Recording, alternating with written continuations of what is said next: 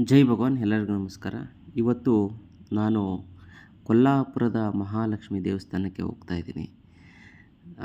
ಎಲ್ಲರಿಗೂ ಕೂಡ ಒಳ್ಳೆಯದಾಗಲಿ ಅಂತ ನಾನು ಕೇಳ್ಕೊಂಡು ಬರ್ತೀನಿ.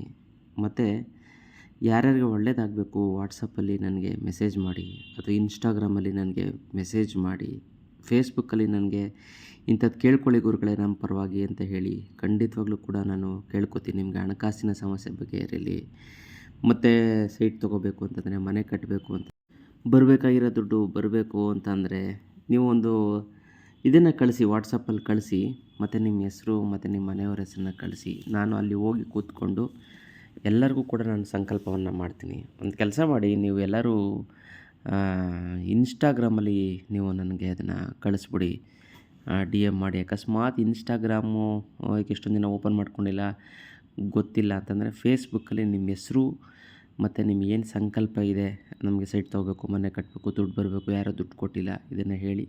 ನಾನು ಅಲ್ಲಿ ಕೊಲ್ಲಾಪುರ ಮಹಾಲಕ್ಷ್ಮೀಲಿ ನಾನು ಭಕ್ತಿಯಿಂದ ಕೇಳ್ಕೊತೀನಿ. ಅದನ್ನು ಕೂಡ ನಾನು ಲೈವ್ ಮಾಡಿ ಹಾಕ್ತೀನಿ.